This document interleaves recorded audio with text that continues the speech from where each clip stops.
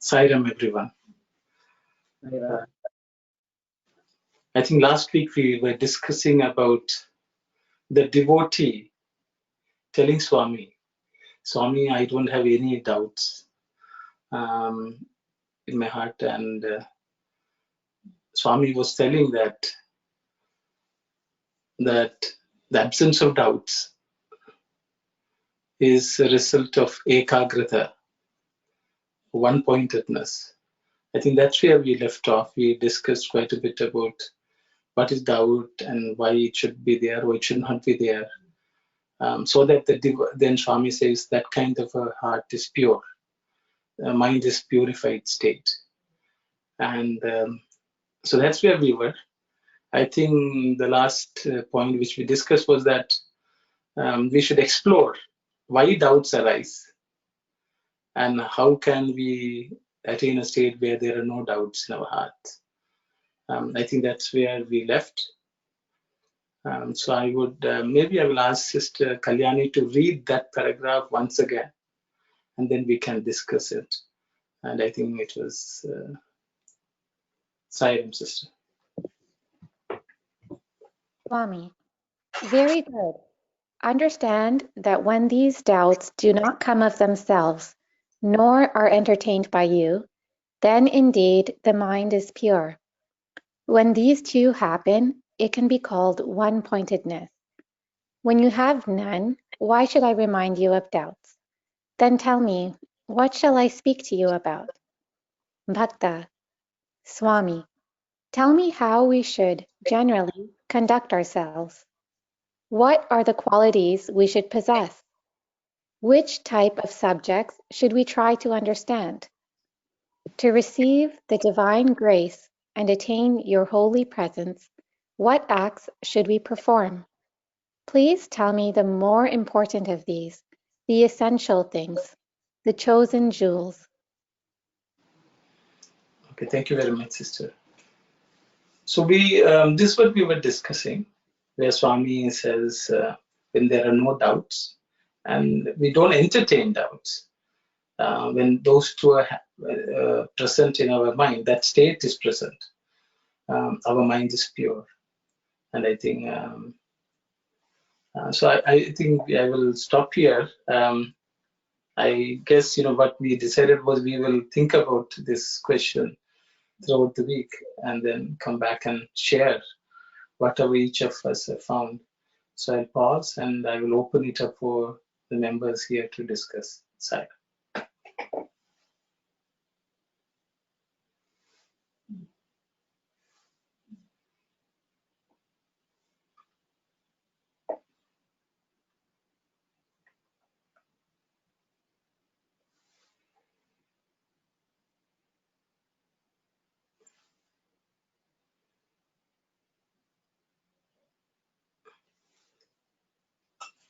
I guess I think this. Sairam, nobody is speaking, so let me come up with my opinion on this one. This doubts arises. We entertain these ideas. I think because we think we know better than Swami, or otherwise we don't understand what Swami is trying to tell us. That's my thinking on this one. Thank you, Sairam. Thank you very much, brother. Thank you very much. Anyone else would like to say anything, please?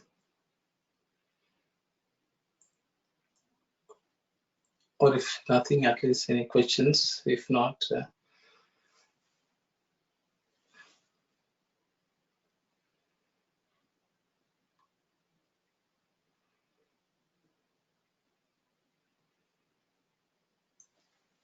yes, in the absence of anyone speaking, maybe I will say a few things. I think Swami says one-pointedness. Swami says when these two are not present, that state is called one-pointedness, is what Swami says, or your mind is pure. So we can say that the doubts arise only when there's no one-pointedness. We are all worried about this or that, looking at the world, wanting this or that, taking our attention away from God. Then only God has to do something. God didn't do something. God did something. All these thoughts come, and because they're against our wishes, which are related to this world. So that is why Swami says when we say one-pointedness, many of us may think, when we are doing meditation, we only should picture the form of Swami or something like that. That is okay at the physical level. But in life, when we have one-pointedness, nothing else in this world should matter. Only God matters. So if at all we want something, we seek something that is closeness with the divine, and that becomes one-pointedness, and no doubts will arise. Is what I think Swami is saying here. So that one-pointedness is the only sole goal, the most important thing, and the only thing for which we should live. When it becomes God, doubts will just melt. And then Swami says that state is when our mind is pure. That's what I sort of understand theoretically at least. So I will pause here. If anyone anything to say, please share. Otherwise, we'll move on to the next set of question and answers. Sai Ram, brother, the other day you said no that in the two 8-lettered mantra in the Ananya Bhakti, you said 2 8-lettered mantra Bhagawan used to say Shraddhavan Labhade Jnanam and Samshayatma Vinashyati. I explained that the second one. So Swami says our life, there are two, Swami says many people ask me for mantras. And he says, I'm giving you 2 8-lettered mantras, which you should always think about, contemplate on. And then Swami goes on to say about these 2 words Swami gives. It's a samples. These are coming from Sanatana Dharma, the ancient sayings. Shraddhavan labhate jnanam. That is what Krishna has told in Bhagavad Gita. Shraddha means unwavering concentration, focus, effort, without any other thought. Shraddhavan labhate. Labhate means you achieve jnanam. So you achieve jnanam by this one-pointedness, no looking here or there, anywhere, without being distracted by anything, and constant effort. All these are defined by the word Shraddha. So if we pursue that, we will achieve jnana. And then on the other side, the opposite side is Samshaya Atma Vinashyati. The one who doubts perishes or is destroyed. That means we will bring out our own downfall. So on two things which all devotees have to pursue to reach the goal of our life, which is merging with the Lord. That is, on one side, there should not be doubt. We should pull away doubts whenever they crop up, because they are a danger to us. And the doubts will crop up in various different ways. Because we may not know that we have doubt, but it will crop up because of our desires or our attachments, or anger and things. These 2 cause everything in life, Swami says. Desire is karma, is something which we do not possess, but we want it very badly, even though there may be no chance of getting it. That Swami is called karma. That means we don't have something, we are not content. We want something which we don't have, we think we don't have, and we chase that. That is the manifestation of doubt. The second one is whatever we have, even though we know that it's not going to last forever, we want it forever. That's why we call it attachment, raga. So these 2 are the immediate manifestations of doubt. And then it goes into anxiety, worry, all that, fear, anger, everything comes from these two. So doubt creates these two, kama and raga and kama, and from them everything, all bad qualities come. So that is how we bring about our destruction. On the other side, that's what, there are two things we have to do. We have to remove these bad thoughts, sankalpas, removing the weeds of our life, in our life. And on the other side, we should cultivate good crop, which is Shraddhavan. Just like a farmer removes the weeds and constantly removes the weeds, and he's also constantly making sure that the crop is growing by watering, tending to it, and so on. So these are two things which we have to do. And Swami says our life should flow between these two bunds, these two banks. It should flow. Then we will reach the ocean when we merge. So this is more or less what Swami is talking about here also. So here he says, okay, we have dealt with the samshayatma, the doubts part. And then the devotee is asking, oh Lord, tell me how I should look after the crop, what can I plant? How can I? So those two things are being addressed by Swami here, is what I understand. Sairam, brother. So, Sairam, brother. So the desire is one of the thing that mind is get polluted too. So we are the people giving the hand to catch the desire. So we should have the determination, or we should have the vairagya, that only desire we should have it with the God. Then the mind, at least this way we can keep the mind pure. Thank you, Sairam, brother. Sairam, brother.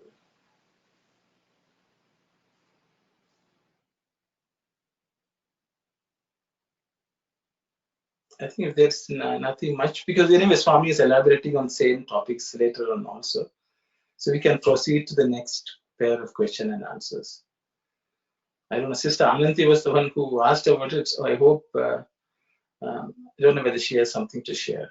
We'll pause. Sairam, brother, it's very nicely explained.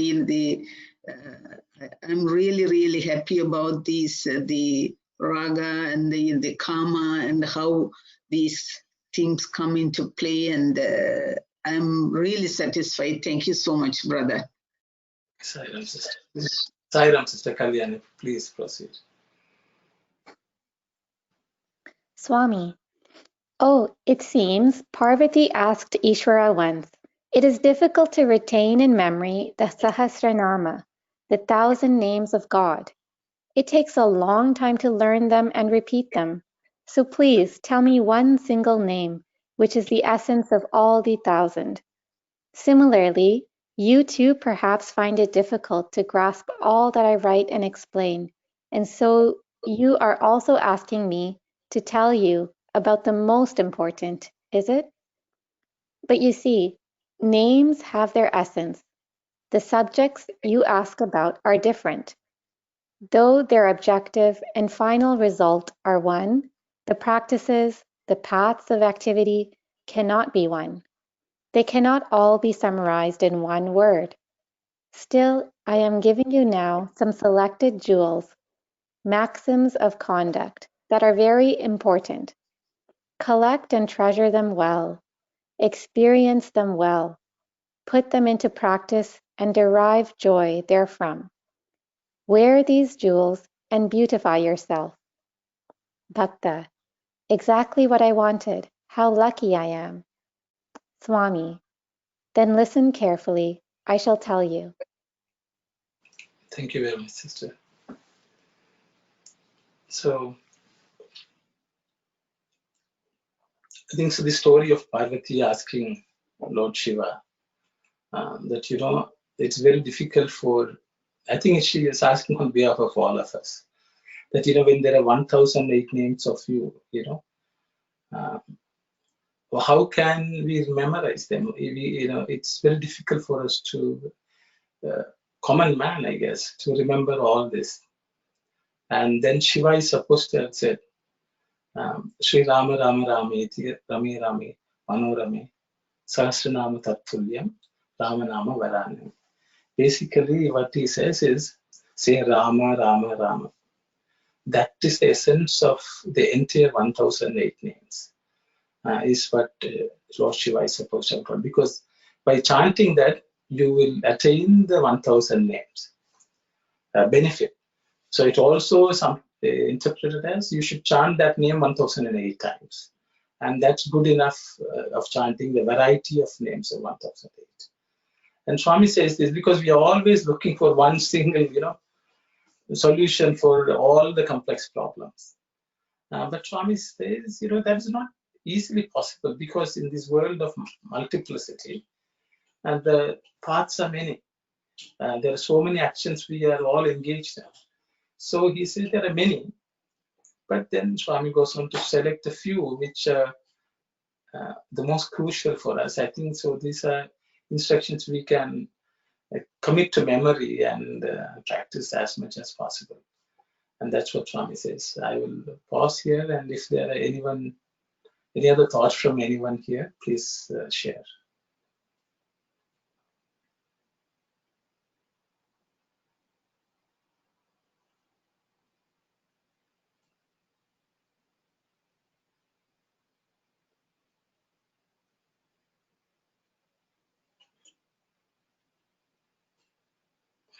Okay, Sister Kalyan, then we'll move on. If there's anything, anyone can interrupt at any point in time. Saira. 1. Prema, love, should be considered as the very breath of life. 2. The love that is manifest in all things equally. Believe that the same prema is Paramatma. 3. The one Paramatma is in everyone, in the form of prema. 4. More than all other forms of prema, man's first effort should be to fix his love on the Lord. 5. Such love directed towards God is bhakti. That is the fundamental test, the acquisition of bhakti. 6. Those who seek the bliss of the Atma should not run after the joys of sense objects. Thank you very much, Sister. I think it's very simple language Swami has nicely explained. 6 steps, 6 points. I would open it up for anyone to discuss, share your thoughts about any one of them. Saira.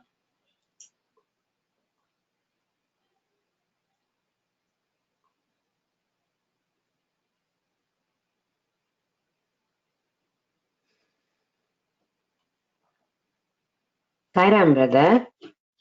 The Yes. fifth point, such love directed towards God's bhakti, that is fundamental test, the acquisition of bhakti. That part I didn't understand. That is the fundamental test, the acquisition of bhakti. Why is calling that bhakti is okay, directed towards bhakti, God. That sentence, if you can clarify, please. Thank you. Okay, it's Saira. nice. If you clarify, it's nice. Thanks. Does someone has something to say? I thought someone was trying to say. So, Sister, I think we'll start from number 1, I would say. I think it should clarify.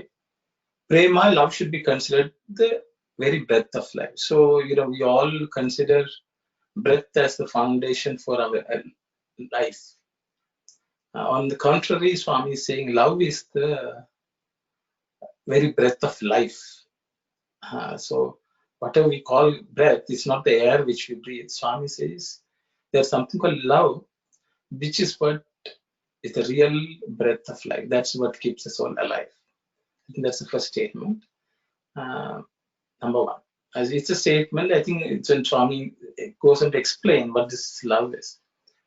Love that is manifested in all things equally, believe that the same prema is Paramatma. Swami, I think, equates prema, love, to an energy which is in all of us. That comes out in various ways in our lives. A mother's love for the child, a brother's love for a brother, sister's love for a sister, like a husband's love for a wife and a wife's love for. So these are all manifestations. At some level, we care about others. So that Swami calls as love. And Swami says everything in this world. So Swami has used the word all things. It's not only all people, Swami has used the word all things. So in this life, everything is suffused with this energy, which cares about other people. So Swami is talking about that thing which energizes. So we may ask, I think that's a separate discussion. How can we say anything also has love? So we can discuss that, but I will pause at that. I will not elaborate there. Then Swami says, the one Paramatma, so this love, which is prevalent everywhere, is the only one God who is present in everyone. So this spark of love in everything in this world is divinity or Paramatma. And then Swami goes on to say, more than all other forms of prema, man's first effort should be to fix this love on God. So that means, okay, we have to point this love towards God, is what Swami says, and he says that is bhakti. It means he doesn't use the word bhakti yet. So we should point that love towards God. Then he says, such love should be directed towards God is bhakti. So that means when the love is directed towards God, that is called bhakti. And even for acquiring bhakti, when we say we are a bhakta or a devotee, that should mean we focus our love towards God. So then if we will, all of us can say, oh, we have love towards God. But when Swami says, the love towards God should be the primary one, and fundamental. So that means at no point should that be neglected. We cannot exchange that love for anything else in this world. That's why Swami uses the word fundamental. So for a person to have bhakti, that love towards God should be foundation, period. Nothing can come in the way of that love. Nothing should be, we should not sacrifice it for anything else in this world. So that is why Swami calls the word fundamental. That's my understanding. So once it is the foundation on which everything is built, we will not sacrifice it for any reason. Only then that's bhakti. That's actually Swami uses. It's a fundamental test. Also means is it present? Have we sacrificed that for something else? Is the test to know whether we have bhakti.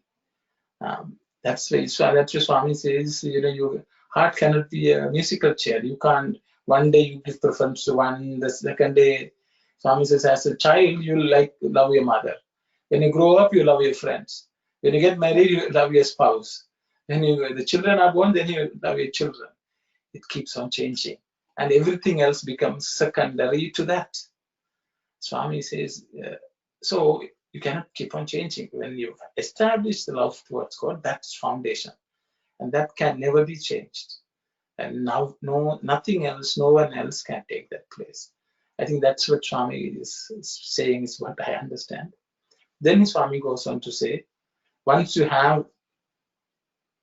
seek that bliss of Atma, none of the worldly objects should attract you. So that's my understanding. I will stop. I think I spoke a lot. I will let others share it. Thank you, brother. Thank you, Sairam. Sairam, and it is a very, very simple question, but I want to clarify in this particular context, what is the difference between the prema and love in this particular context? Swami, Swami started with his first sentence, prema, love, should be considered as the very breath of life. And then keep on saying, and the maybe in between prema and love, it's interchanging. So what is there any fundamental difference between the prema and love? Maybe the love, maybe it's very narrow or narrowly defined. Maybe the prema, it could be all pervasive, or what is the difference between those two words in this particular context? Thank you, Saira. Sairam sister, Swami uses only one word, which is prema. It's in the English translation that they have sometimes substituted the word prema with love. So there's only one word.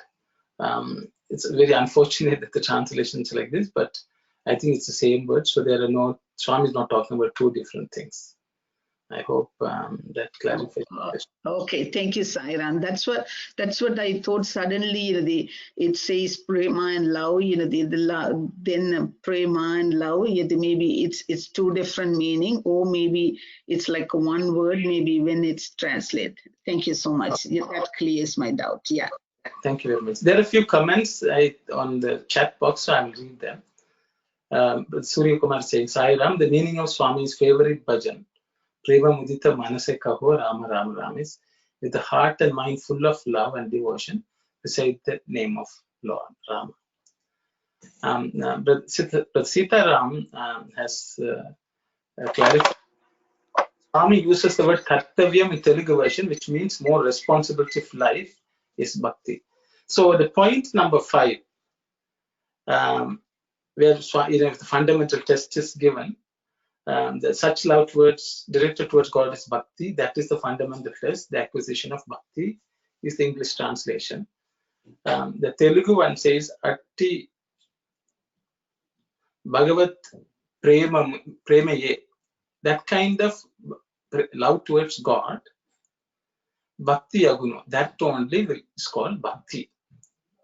Adiye jivita mayokka kartavyamu. That means that alone is the kartavyam, duty or responsibility of life. So Brother Sitaram has pointed out, because sometimes the translation, many things get mixed. So in the point number 5, Swami says that bhakti is the only duty you have in life. Yes, That's nice. what Swami says. Thank you. Thanks, Brother Sitaram, for reminding. I don't want to introduce a Telugu because sometimes it just complicates, but sometimes for clarification, that is the original source of what Swami has written. So it's good to have Brother Sitaram here to point that out. Thank you. That's very nice.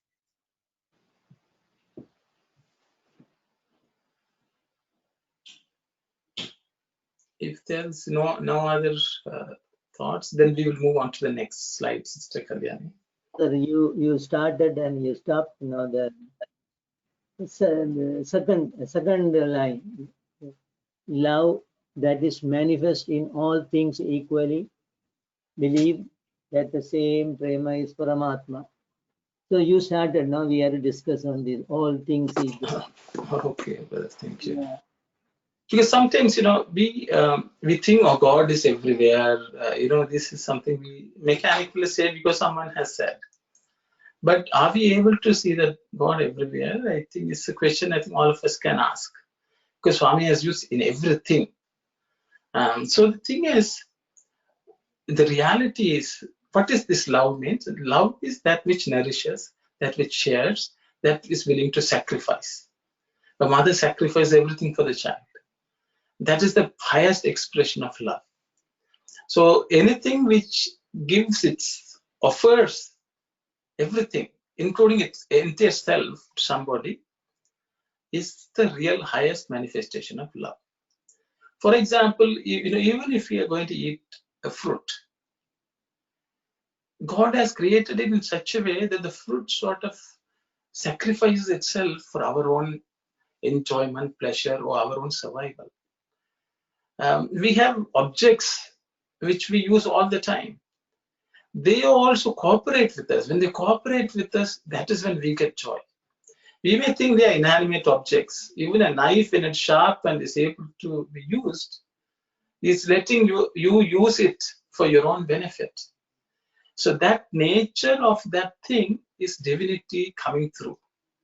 Love, because love is just, it just gives. Every tree here is actually, it just grows, creates, it brings out fruits, and anyone can pick it up and eat. So that, like that, even if a floor we are walking, that is supporting us. So actually, our life is we are able to conduct our life with everything in this world is cooperating with us. When we enjoy and that cooperation of even inanimate things, nothing but we are actually enjoying the love which is present, which is nothing but God. God is the one who means, now we are talking, our electronic gadgets are also cooperating with us. There are wires, stands, everything is cooperating. So that means they are offering themselves in the service of somebody else. That is the way this entire world is. So whenever something doesn't cooperate, then that creates problem. Like if some food item doesn't agree with us, then there is a disharmony. So that means the divinity is confused by other things which are coming in the way. Then our life becomes a problem. So that is why, so everything, if we can enjoy, so that's why Swami always tells people, treat everything, even a pencil or a paper, everything should be treated with respect because they are helping us. Swami doesn't like us throwing something down, even closing the door with loud noise, putting pots and pans on the. So we should try to avoid, because if Swami feels, if you treat it with divine, treat it as divine, then we will treat them differently, and they will also in turn help us in many different ways. We can bring out the divinity in them also. So that, I thought, is something which Swami, which we can practice every day. Means, for us to, we read everything sounds good. Why I wanted to stress that is a maxim for us to live every day. When we sit on a chair, are we sitting properly? Are we keeping it tidy? Are we keeping it clean? Everything we can see as divinity and enjoy it. And actually worship, use it as upasana, worship of God. So that's why that statement sort of will change our lives entirely if only we really understand its meaning and practice it, put it to practice every day with every single object, every single person who comes into our orbit. If we can attempt to see that divinity, our life will change. Unimaginably, it will change. It's a thought which I thought I would share. Sorry, I will pause and I will. Sai Ram, I have the practice point of view with the point number 2 referred to by Swami, and the love that is manifest in all things equally, believe that the same prema is Paramatma. It's really nicely explained by Swami. That is a very important point, I agree. But in the practical point of view, where are we right now? Say for an example, if a little boy or girl, we always, advise them or they explain them, okay, even if it is the toy is yours, you always share with the other brother or sister or with a friend, the same, whatever the Atma is in yourself, it's the same Atma, it's in your siblings or your friends. So better you share with the happiness you play with the toy, also share with the other one. And as an adult, are we doing the same thing? Whatever we have, it could be the financial wise or whatever the asset wise or whatever the knowledge wise, are we sharing with the other one, or even are we thinking that the same the Atma or the Paramatma, whatever it's in me is with the other one. Say for an example, are we ready to share our house with other one? Because the maybe that sort of question, it came into my mind. It's nicely explained. Even we can tell it to the little kids, share your toy with the other one. But as an adult, are we even moving a little step towards that beautiful point described by Swami?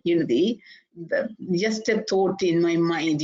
Where are we right now? And we all say, we are trying to move to in the spiritual ladder. We are trying to merge with the Paramatma, and where are we now? That sort of question is popped up in my mind. Maybe I have taken a little more time, but thank you, Sai Ram. That's maybe after Brother Aruna explained all these things, I thought, where are we now? Thank you, Sai Ram. Sai Ram, sister. Thank you very much. I think it's all of us have to think, I guess, contemplate, investigate for us. Anyone else would like to share your thoughts, please? Yes, Saira, it was very good what she said. Actually, everybody most of us lack in this respect. We are not ready to share our house for another.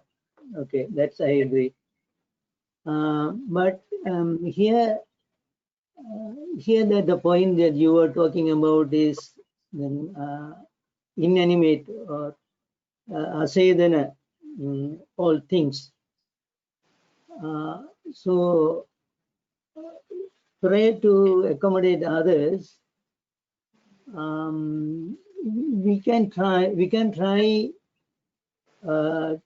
to show reverence to inanimate things, like everything that Brother Aruna explained, the 5 elements and even the products of 5 elements and everything. And also Bhagawan has again and again stated the Upanishadic statement that Ekoham Bhavusyam. It was one and it willed to be many, and the universe came into existence. So it was only He who is in all these forms. So naturally we have to show reverence to all living and non-living things.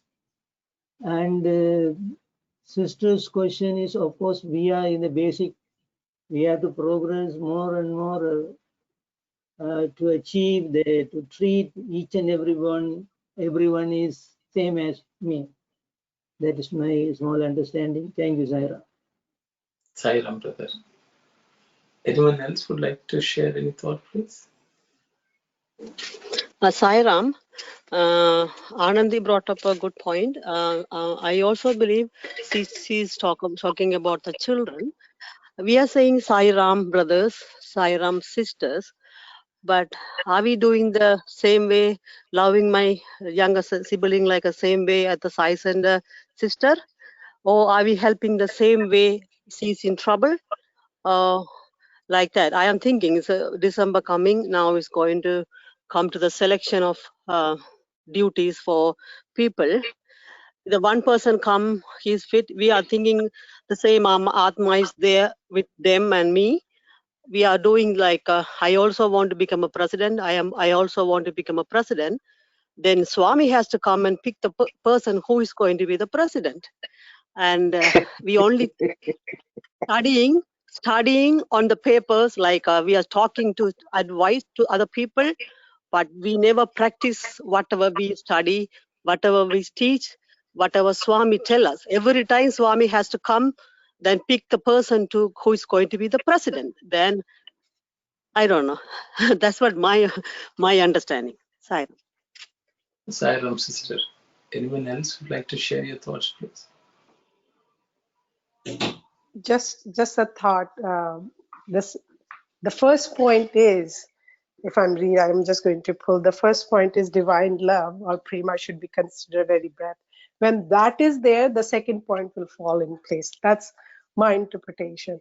Many times in my practical life is, you don't want to do certain things, whether it's related to people or situation, but thinking about him right away, what he would like me to do, how he would like me to act, right away the thought process change. So I would say, first, the very breadth, the fundamental is that so much love for Bhagawan that's it. There's nothing bigger. Everything he has said is the truth, and we have to follow by the T.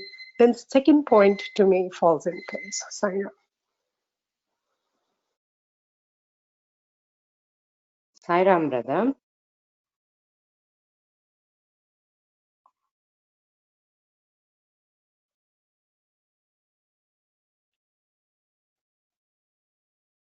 Sai Ram.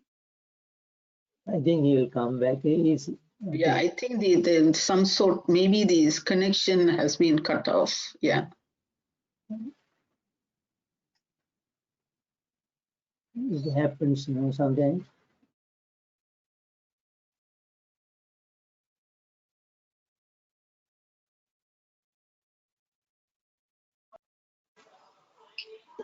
Sai Ram, sorry, I had to excuse myself. I will just read out a couple of thoughts which brothers have written on the chat box. Love as thought is truth. Love as action is righteous conduct. Love as feeling is peace. Love as understanding is non-violence. And so, as I think it goes in line with what Sister Suvan was telling. Once love is the fundamental thing, everything will be fall into place. Brother Vimalesan also has written something, so I'll read out. Bhakti to a particular form of God like Rama or Muruga or Swami or to the all-pervading attribute as Brahman is a question mark. Or even if we worship a form including Swami, should we have the clear understanding that the form represents the attributeless, all-pervading Brahman? I think it's a question. There's two questions, brother, isn't it? I guess. So I think we're going to formless and formful attributes of God. Krishna says in Bhagavad Gita, it's easier to follow a form, to cultivate bhakti for us who are in this world. So, but I think the ultimate analysis we will understand that that same God who we worship with form is present as in different forms, underlying everything is my understanding, but I will open it up for others to comment.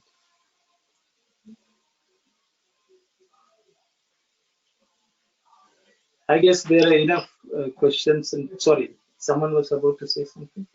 Sai Ram, brother. I want that the second point to be everyone understand clearly. Here the discussion is the love that is manifest in all things equally. Yes, that is as a sister before me, Shivani has mentioned. When you love on everything, then you will start to see in everything the God. So you will do with the love everything like a deal with that and handle all the things with the love. So that is the part I think in the second point we are trying to understand. We are treating. So one thing I have learned, like I always say, think why we have shouldn't make noise with the pots and all. Now today I understood from your explanation that also the God is in everywhere. So if you are making noise, that means you are not doing the right thing, kind of. So that is the second point discussion, I think. So I just want to say my thought on that. Thank you, Sai Ram.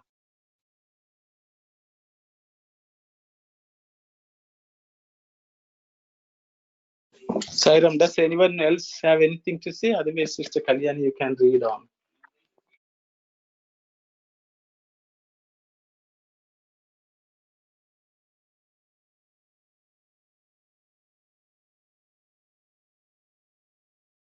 Seven, Satya Truth must be treated as life-giving as breathing itself. 8. Just as a body that has no breath is useless and begins to rot and stink within a few minutes, similarly, life without truth is useless and becomes the stinking abode of strife and grief. 9. Believe that there is nothing greater than truth, nothing more precious, nothing sweeter, and nothing more lasting. 10. Truth is the all-protecting God. There is no mightier guardian than truth. 11. The Lord, who is Satya Swarupa, expression of truth, grants his darshan, vision, to those of truthful speech and loving heart. 12. Have undiminished kindness toward all beings, and also the spirit of self-sacrifice. Thank you very much, sister. So, and as a brother said, what is truth? And so Swami is in point 7. Swami is talking about that. Satya, truth must be treated as life-giving as breathing itself. So I think breathing should be truth. And Swami says, without this, that's love and truth, I guess. Just like a corpse will stink. Swami says our life itself will be useless. Sometimes Swami uses the word that we are all living corpses walking around. That's what Swami sometimes says. So Swami says there's nothing sweeter. Swami uses multiple adjectives for this truth. It's precious, sweeter, and nothing more lasting. Nitya, Satya. Truth itself is all protecting God. There's no mighty guardian than truth. So I think the next two are also pretty much same. And then Swami says having undiminished kindness towards all beings and also the spirit of self-sacrifice. I think that's again prema again showing up. So truth according to Swami is not just repeating facts, but living that, talking to anyone with that thought of love is, Swami would say, is truth. Or thinking about others with that thought of love is truth. And so with that, those few thoughts of mine, I will pause here and I will open it up for others to share.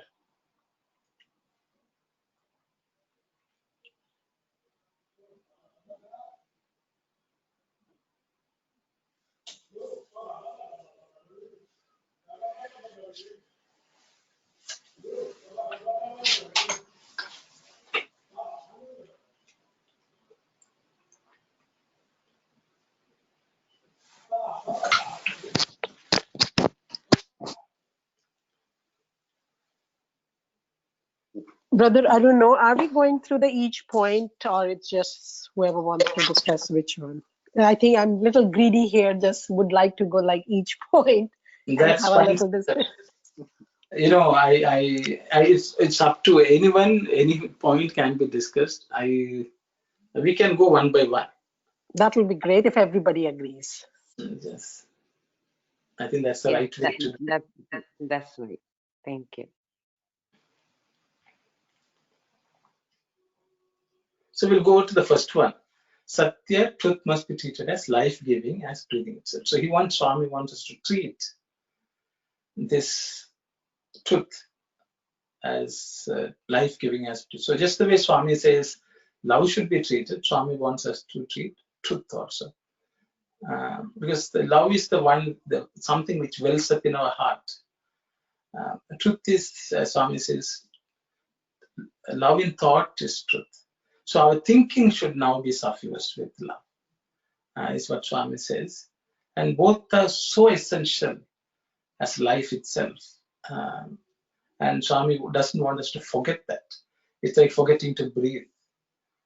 Swami doesn't ever want us to forget that. I think that's the point I think Swami is trying to stress up for us. And so I will pause here and ask others to share whatever they think.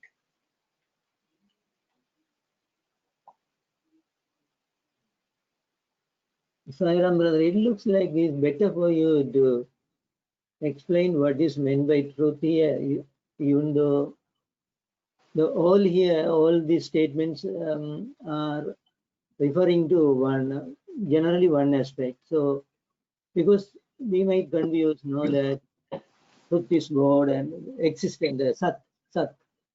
So, it looks here is everything related to life. It looks like they speaking truth, keeping the plighted word, keeping thought, words, and deed in unison and in purity, like things like that. No, better you explain that first.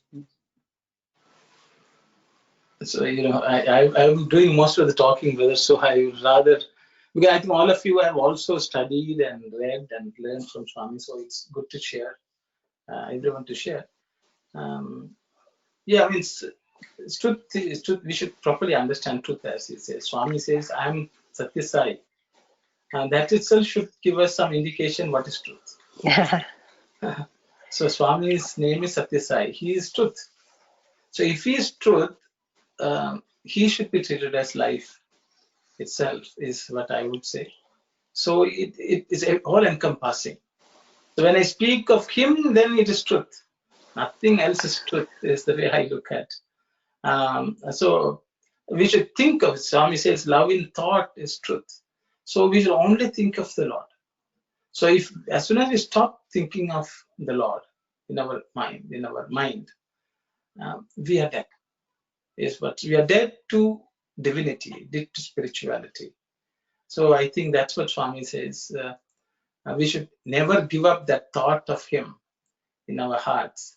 Is the way I understand. So I will stop here, because once the thought is all encompassed with God, everything else will follow through.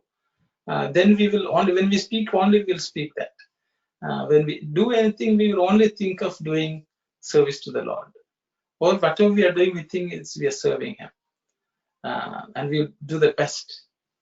So I think that's what Swami says, truth, from what I understand. I will let others share their thoughts, please. Brother, truth, yeah, which is the right way of thinking that, or it is the truth. Swami is the truth. I don't know if it's how I should be thinking. The way I looked at truth is that identification or the principle of Atma, that concept, that principle should be a live breath, in the sense that you should live on that. There's nothing that you can do. You are that Atma. You're not. It's like a long time back we discussed that this is all drama. This is all everything is happening, and we are just the puppet. So to me, the truth is realizing that we are that Atma, and living that life should be our motto. I don't know. Does it make sense? Thank you very much, sister. Anyone else would like to share, please? Sai Ram, up until now, I thought what would be the life-giving force for a human being. I thought up until now, even if you asked generally to any person, most of us, we would refer to the love is the life-giving force to anyone.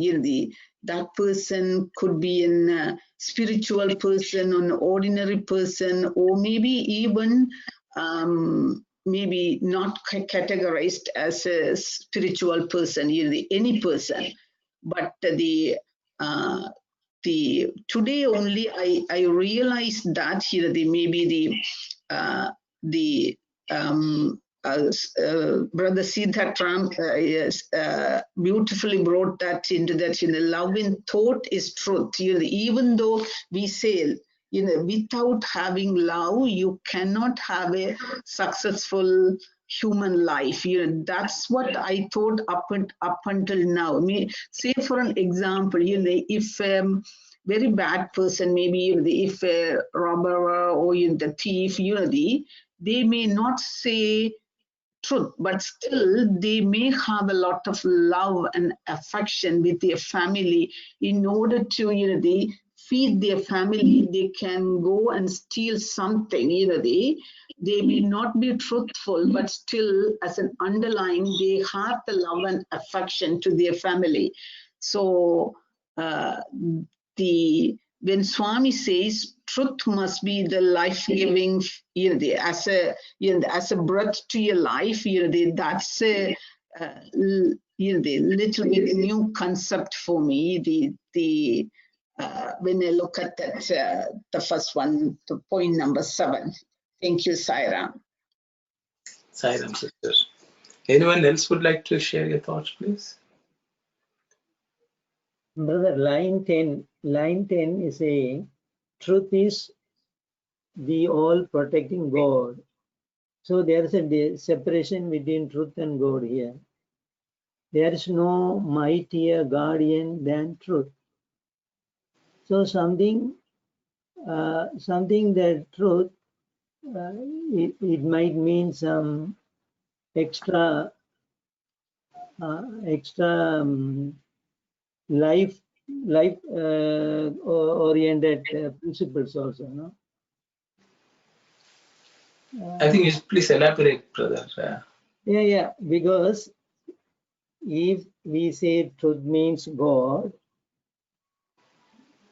in number 10, maxim number 10, is saying truth is the all-protecting God. So the truth and God are here is separated, means whoever follows the truth will be protected by God. So the principle of truth, it would be the love in thoughts, no doubt. And that because we study King Harichandra as an example for truth, lived in truth, no? So, and also we see in other lines also that truthful speech and so many other things that, but what I am thinking is that truth may encompass the way of life, speaking the truth, keeping the word, promised word, keep thought, word, and deed in unison. All these allied things. There are so many things. Say be, yeah, something like that. Thank you, Sai Ram. Sai Ram, brother. Thank you. Anyone else would like to share your thoughts, please?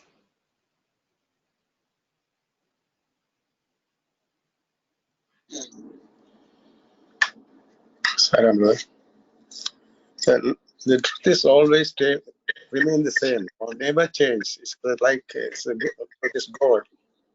If we go on our daily life, if we tell the lies sometimes, we have to keep on always to make it proper all the time. One time or another time it comes out that truth is good, the untruth is go away. No, everybody know that truth is never changed. It is changeless, everlasting. Like God. Thank you, Sai. Sai Ram, brother. Thank you. Anyone else? Sai Ram, for this point number 10, maybe the Swami is telling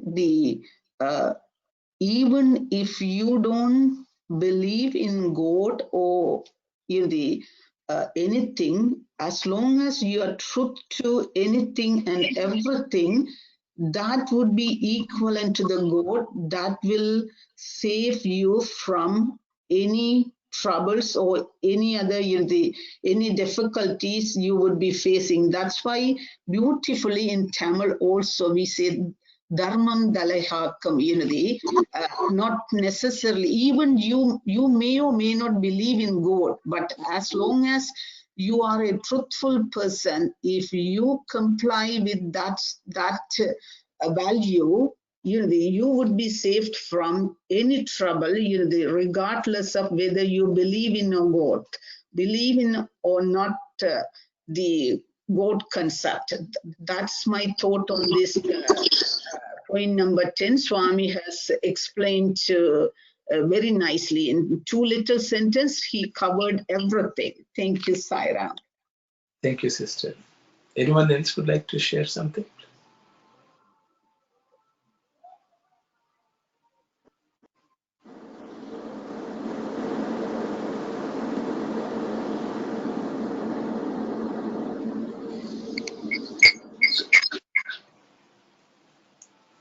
Okay, if no one is saying something, maybe I'll say, just some thoughts came up when others was talking.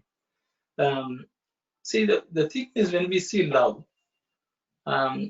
see, we have said love as thought is truth. The love is love towards God. So when we all talk about human values and so on, for Swami, love is nothing but love for God, because he said that is the only complete love. Other loves are all limited in some capacity. So the thing is, when love towards God is our life breath, and Swami has already said that love is Paramatma. God resides in our heart as love, and so they both are not different. Love and God are the same. Swami says love is God. Here Swami is again saying truth. In number 10, Swami says truth is God. So then the thing is, I think Brother Sivadas was telling that they seem to be separate. But my understanding is that we all have understanding of what is truth, what is God. We have our own concept. We have sort of imagined from our childhood. We have learned from other people. So we have a concept. This is God. Shiva is God, or Vishnu is God, or we have different forms, and we restrict that to that form. But Swami is trying to break away those barriers also for us. Even though we worship the form of Shiva, the Shiva principle is formless. And that is present in us as love. And Swami wants us to cultivate that. And I think in this case, truth also, Swami is telling the same thing. Once our mind, Swami says the mind takes the form of whatever it thinks.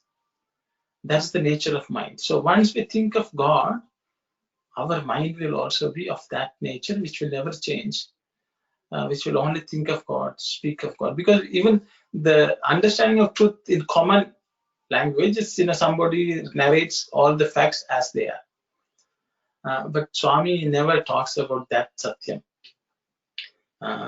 He talks about that which is about God, that which does not change, that which is nourishing, supporting everything in this world. So our thought should, when they're filled with love, whatever we think is beneficial to the world. It will protect the world. That's why Swami said that will also protect us. Dharma rakshati rakshita, somebody said. Once you practice dharma, that sort of protects you. So Swami said that truth is the one which protects. With that as an energy. And then Brother Sivadas was also talking about word and truth should be united, thought, word, and deed. See, the thought, word, and deed usually differ only in the realm of the world. As far as God is concerned, if we only are so caught up in only God, there's nothing else to think of, nothing else to speak of, nothing else to do. So the thought, word, and deed will be automatically aligned only when we think of God. Only we completely think of God. It's the only time when our thought, word, and deed will be aligned and will be positive towards the world. That becomes the Trikarana Shuddhi, because Swami has already said that's pure mind when there's no doubt. There's no pure mind. So thoughts of God will really make it pure, make our thought, word, and deed be the same. But if the thought, word, and deed are different, then in our thought there's no God. In our heart there's no love, is what Swami would say. And that's my understanding. If anyone else has something to say, let's share. Otherwise, we'll move on to the next. Sairam. Sorry, so many people are coming. Sister Ambika, you go ahead first. Okay. Sairam, when we say truth, in all countries, all religion, truth is one. This way, Swami says is the God is one. The all religion is God is one because the truth is one. We can say Pakistan different truth, India different truth. You know, all countries, all nations, all religion, everything truth is one, like a blood. That's what Swami say. Truth is, you know, God. Sairam. Thank you very much, sister. Thank you very much. Brother Vimalesan, I think you were trying to say something. Sairam, no, I just thought of the point your brother Aruna brought up that I think it's very useful or important to understand that no, until we come into the fold of Swami, because Swami, for his devotees, he broke the so many conditions or restrictions we had earlier. As you said, before we came into the fold of Swami, we thought that the concept of God is either Shiva or Krishna or whatever. But at the beginning, when I came to the fold of Swami, I used to wonder how can in the bhajans they sing all the names and then Swami connect Swami's name to all the names of gods and even other religious gods, and then connect Swami's name with that. It sound a bit, no, I couldn't come to terms with that, but then eventually when I understood Swami's teachings and as time went on, so that's the most important thing I think. The Swami very seamlessly broke the conditions and restrictions for his devotees to broaden their heart and enable his devotees to love any form and any name of God, because eventually all is one, and Swami represents that. So I just thought I should point out this. Sairam. Sairam, brother. Anyone else would like to say something? Sairam, can I say something about point number 11 here? Yes, sister. Yeah. Swami in this one, he indicated that Lord, who is Sathya Swarupa, grants his darshan to those of truthful speech and loving heart. I was wondering why Swami has indicated only those truth and love.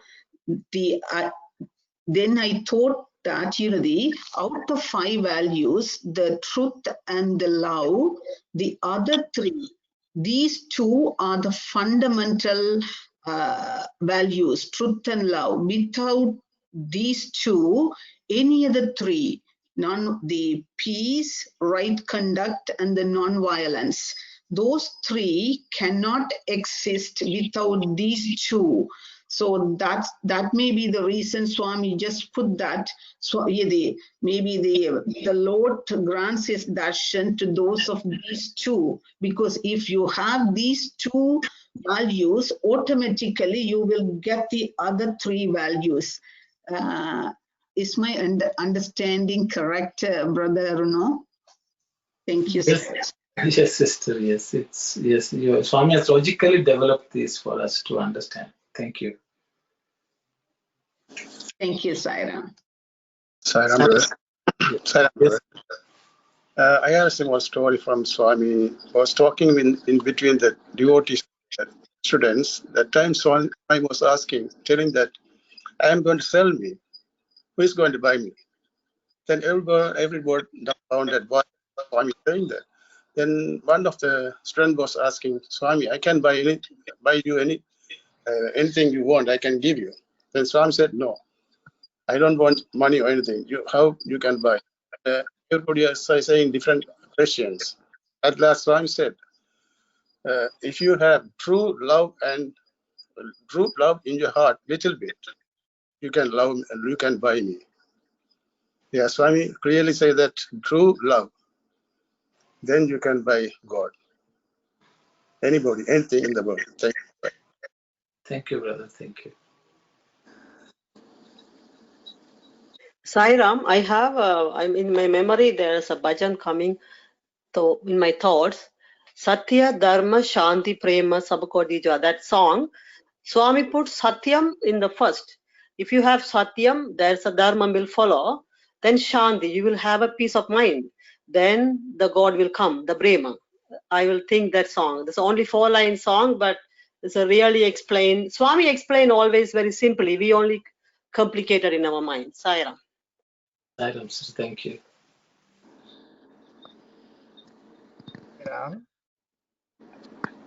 Just quickly, I'll mention in Bhagavatam, the goddess of earth, Bhudevi, has mentioned or lamented. It says, "O Lord, I can bear the burden of any number of sinners, but I cannot bear to carry those who have betrayed the truth." That is one. And there's another saying, Satyam Vada Dharmam Chara, or speak the truth and pursue the righteousness. Also, I want to end with Satyameva Jayate, truth alone triumphs. Thank you, Sai Ram. I just thought I should mention. Sai Ram. Sai Ram, brother. Thank you.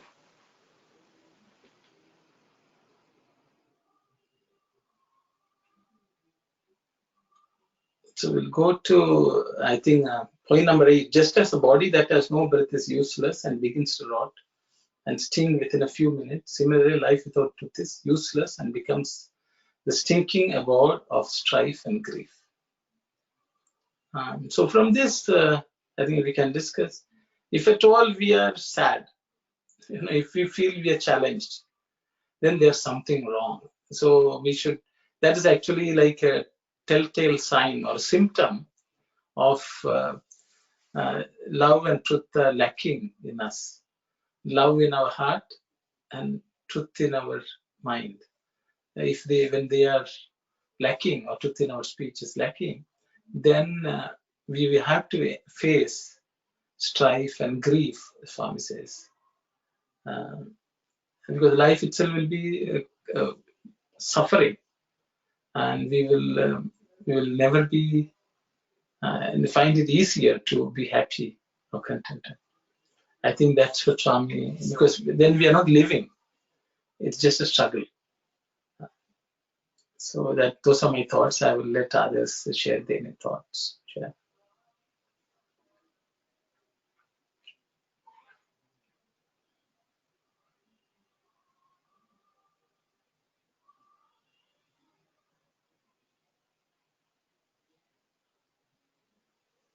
Okay, if there's nothing, then Swami is also saying that Swami uses the word Ganamainadi, Viluvainadi, Madhuramainadi. That's what Swami uses. Ganama. So that's the most precious thing. And that's the most greatest thing. And then he says it's nothing precious than that. There's nothing else which is more precious, more valuable than truth.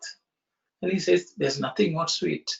He says we'll be, so that means by having this thought of God in us, we will never find that we lack anything. We will never feel that there's bitterness in us or around. There is nothing else to strive for. We will not run after this or that in our life. Swami, so that's what Swami is pointing out. It's human tendency to run after this or that, seeking pleasure or thinking that that is the real valuable thing in this life. Swami says, don't run after this or that, run after God. Run after the love for God. Because nothing else in this world can give you that much joy, that much sweetness, that much richness in our life than thoughts of God and love. That's what I understand. I will ask anyone else who wants to share something to go ahead.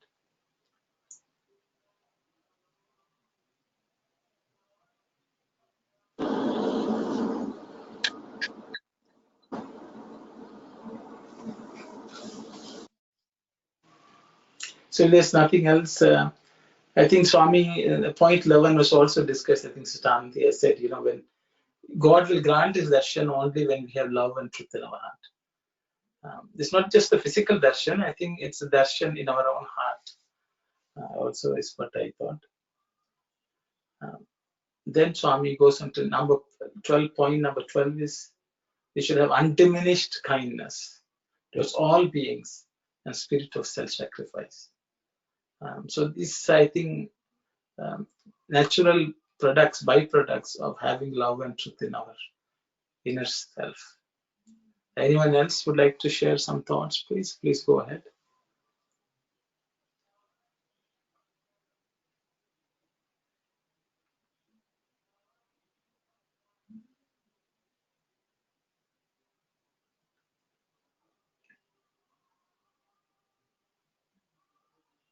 I think it's silence. It's 10:16. If we read the next one, it'll take us more time to start even discussing. But I think we have enough material to think and ponder over for the next week about truth and love. Is love in our heart? Is truth the thoughts of God in our mind? I think we have enough time to practice and see for ourselves, as Sister Anand said, and we should ask ourselves where we are.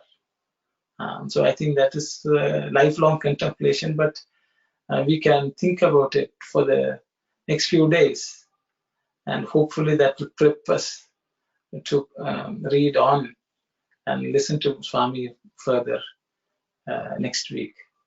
Those are my thoughts. I will pause for a few seconds if anyone has something to say. Otherwise, we'll close with Samasta Loka.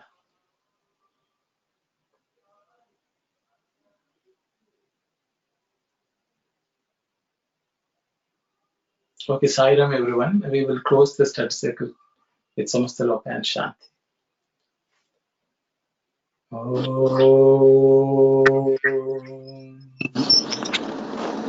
Samasta Loka Sukhino Bhavantu. Samasta Loka Sukhino Bhavantu. Samasta Loka Sukhino Bhavantu. Om Shanti Shanti Shanti.